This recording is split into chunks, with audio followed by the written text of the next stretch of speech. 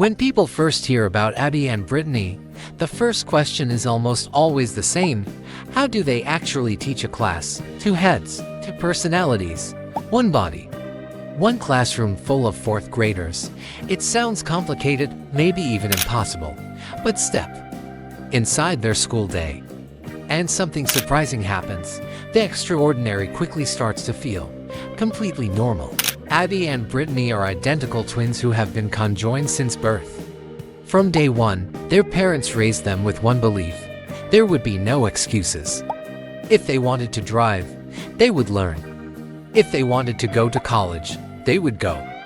And when they decided they wanted to become teachers, there was never a doubt in their minds that they would stand in front of a classroom just like anyone else.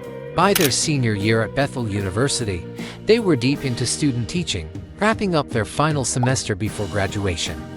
Their days started early, not because they loved mornings, they definitely didn't, but because fourth graders don't wait. By 7:45 a.m., they were out the door, heading into a classroom where 20+ curious kids were ready to learn. So how does it actually work? The answer is teamwork, a constant, seamless teamwork. Abby naturally gravitates toward math and science. Brittany shines in language arts and reading. When they teach, it's collaborative. If one is explaining a math concept on the board, the other might be scanning the room, catching wandering eyes or raised hands. They use clapping rhythms to get attention. They split responsibilities without even thinking about it. To the students, it quickly becomes routine. To voices, one lesson, total focus. And yes, as one student hilariously pointed out, there are 4 eyes watching you. That alone keeps the classroom in line. Their supervisor admitted she initially had concerns. How would the children react? Would they be distracted, curious, overwhelmed? But something remarkable happened. After a brief open Q&A session where students were allowed to ask anything they wanted, the novelty faded. The kids adjusted almost instantly. That's the part that surprises most people, because once you see them in action, the focus shifts from how they're physically connected to how qualified and dynamic they are as educators. Abby tends to be a bit stricter about classroom noise. Brittany tolerates a little more chatter.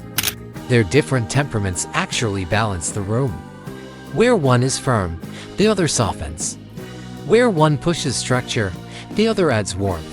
Even when it came to teaching licenses, they were treated as two individuals. They each applied separately. They each earned their own license. But practically speaking, any job they take has to allow them to physically occupy the same space. It's a unique contract situation, sure, but school administrators who've worked with them say the logistics are secondary to their skill. And outside the classroom, they're just college seniors navigating that bittersweet final stretch before graduation. Hanging out with friends, stressing about interviews, laughing about small mishaps like accidentally leaving their car running for 4 hours with the doors wide open, practicing walking in heels so they wouldn't trip at graduation, debating pearls versus diamonds, worrying about what comes next. Graduation day in 2012 was emotional. As their names were called, Abigail Lauren Hensel and Brittany Lee Hensel, they walked across the stage together, moved their tassel from right to left, and officially became graduates. To diplomas, to degrees.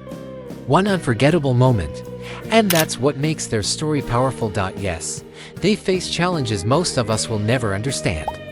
There are physical limitations. There are logistical hurdles.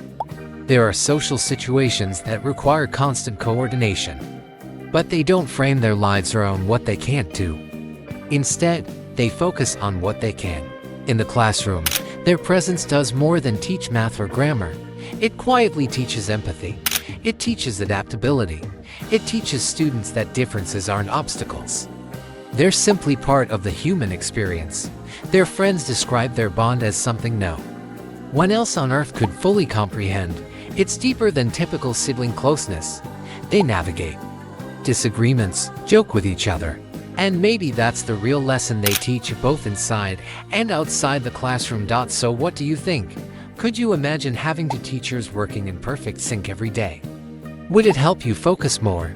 Or would those 4 eyes make you nervous? Let me know your thoughts below.